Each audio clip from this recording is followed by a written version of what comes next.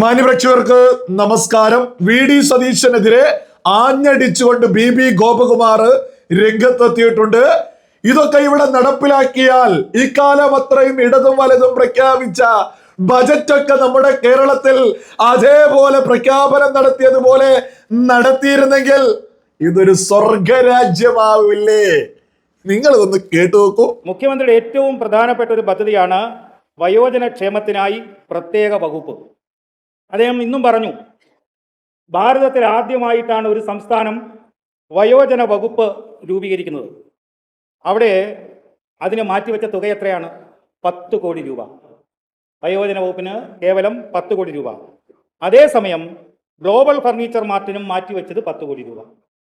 അപ്പോൾ വയോജനങ്ങളെയും ഈ global furniture മാർട്ടിനെയും കേരളത്തിൻ്റെ മുഖ്യമന്ത്രി അദ്ദേഹം അവകാശപ്പെടുന്ന ഭാരതത്തിൽ ആദ്യമായി ഉണ്ടാക്കിയ വകുപ്പ് എന്ന് അദ്ദേഹം അവകാശപ്പെടുന്ന ആ വകുപ്പിന് അദ്ദേഹം അനുവദിച്ചിട്ടുള്ള തുക കേവലം 10 കോടി രൂപ മാത്രമാണ്.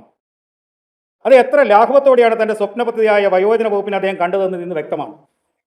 അതുകൊണ്ടാണ് ഞങ്ങൾ പറയുന്നത്, ഒരുപാട് സ്വപ്ന പദ്ധതികൾ പറഞ്ഞിട്ടുണ്ട്. ഈ സ്വപ്ന പദ്ധതികളെല്ലാം നടപ്പിലാക്കിയിരുന്നെങ്കിൽ, നാളിതുവരെ ഈ ഭരിച്ചവർ നടപ്പിലാക്കിയിരുന്നെങ്കിൽ കേരളം ഒരു സ്വർഗരാജ്യമായേനെ. ഇവിടെ ഈ പദ്ധതി നടപ്പിലാക്കാൻ ആവശ്യമായ ഒരു തുകയും ഈ പറയുന്ന ബഡ്ജറ്റിൽ അദ്ദേഹം കണ്ടെത്തിയിട്ടില്ല. 2011 സെൻസസ് അനുസരിച്ച് വയോജന സംഖ്യ കേരളത്തിലെ 10.5%. 2021 16%. ഏറ്റവും പുതിയ കണക്കനുസരിച്ചിട്ട് 20%. എന്ന് അദ്ദേഹത്തിൻ്റെ ബഡ്ജറ്റ് പ്രസംഗത്തിൽ ഇത് പറയുന്നുണ്ട്. വയോജനങ്ങളുടെ എണ്ണം കേരളത്തിൽ കൂടുതലാണ്, അവരുടെ ക്ഷേമം അനിവാര്യമാണെന്ന് അദ്ദേഹം പറയുന്നുണ്ട്. അതിനെ സംബന്ധിച്ചാണ് അദ്ദേഹം ബഡ്ജറ്റിൽ വകയിരുത്തിയ തുകയെക്കുറിച്ച് ഞാനിവിടെ സൂചിപ്പിച്ചത്. അതുപോലെ തന്നെ ഏറ്റവും കൊട്ടിഘോഷിക്കപ്പെട്ടു ഹെൽത്ത് ഇൻഷുറൻസ്.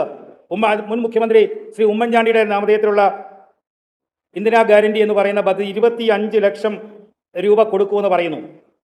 വകയിരുത്തിയത് 10 കോടി രൂപ. കേരളത്തിലെ 90 ലക്ഷം കുടുംബങ്ങളുണ്ട്. ഈ വകയിരുത്തിയ തുകയുടെ ആനുപാതികം ഒന്ന് പരിശോധിച്ചാൽ 11 രൂപയാണ് ഒരു കുടുംബത്തിന്. 11 രൂപയാണ് ഒരു കുടുംബത്തിന്. അതേ 2 പദ്ധതികളെ കുറിച്ച് ഞാൻ പറഞ്ഞു. വയോജനങ്ങളെ കുറിച്ച് പറഞ്ഞപ്പോൾ എത്ര മാറ്റിവെച്ചു എന്ന് കണ്ടു.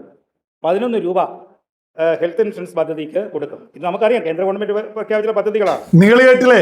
നമുക്കറിയാം, ഇതൊക്കെ തന്നെ കേന്ദ്ര സർക്കാർ പ്രഖ്യാപിച്ചിട്ടുള്ള പദ്ധതിയാണ്. പലതും പേര് മാറ്റി വരികയാണ്. ഇത് അദ്ദേഹം വെറുതെ എന്തെങ്കിലും പറഞ്ഞതല്ല. അതിന്റെ തെളിവും കൃത്യമായിട്ട് മാധ്യമങ്ങൾക്ക് മുന്നിൽ വിളിച്ചു പറഞ്ഞിട്ടുണ്ട്. അതും നമുക്ക് ഈ ഒരു വീഡിയോയിൽ തന്നെ മുന്നോട്ട് വെക്കാം.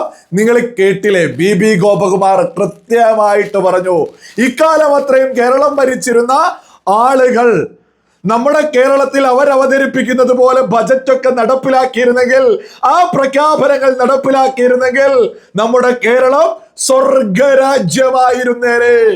ഇത്തരത്തിലുള്ള ഒരു മറുപടി കേരളം ഭരിക്കുന്നവർക്ക് കൊടുക്കാൻ ആളില്ലാത്തതായിരുന്നു കേരള ജനത നേരിടുന്ന പ്രധാനപ്പെട്ട ഒരു വെല്ലുവിളി, പ്രശ്നം എന്ന് പറയുന്നത്.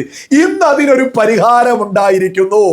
ഈ സതീശന് UDF പ്രഖ്യാപിച്ച ബജറ്റിൽ ഉൾപ്പുളകം കൊണ്ട് നമ്മുടെ മാധ്യമങ്ങളൊക്കെ ആഘോഷിക്കുക, കൈയടിക്കുക, ആഹ്ലാദ നൃത്തം ചവിട്ടുക. ബോധമുള്ള മലയാളിക്കറിവില്ലേ, സതീശൻ ഈ പ്രഖ്യാപിച്ചതൊക്കെ പച്ചക്കള്ളമാണ്. അതൊന്നും സതീശൻ നടത്താൻ പോകുന്നില്ല. അതിന് ഈ പൊതുഖജനാവ് കാലിയാണ്. ഇനി ഇതുപോലെയുള്ള പ്രഖ്യാപനങ്ങൾ നമ്മൾ ഇതെത്ര കേട്ടോ?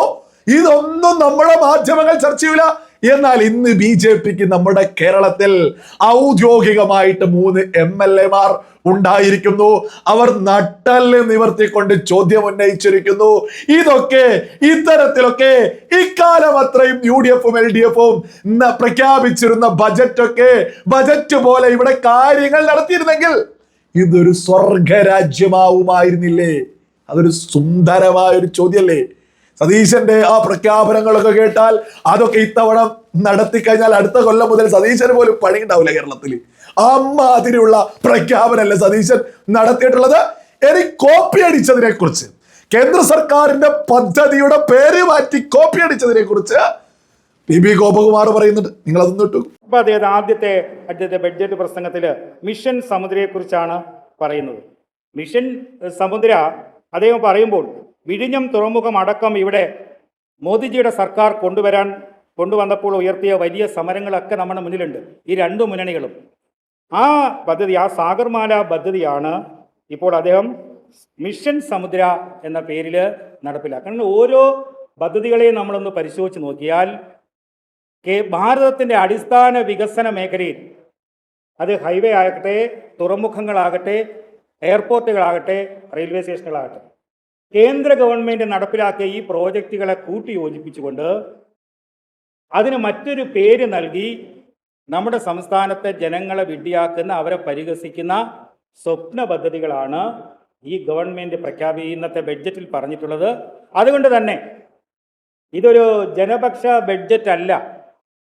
ഒരു സാമ്പത്തിക രംഗത്തും ഒരു മാറ്റവും വരുത്താൻ അനിവാര്യമായ ഒരു പദ്ധതിയും ഒരു ദീർഘവീക്ഷണവും ഇല്ലാതെയാണ് ഈ ബഡ്ജറ്റ് അവതരിപ്പിച്ചിട്ടുള്ളത്. നിങ്ങൾ കേട്ടില്ലേ, ഇതുപോലെ മറുപടി കൊടുക്കാൻ ആളില്ലാത്തതായിരുന്നു കേരളത്തിലെ പ്രധാനപ്പെട്ട വിഷയം.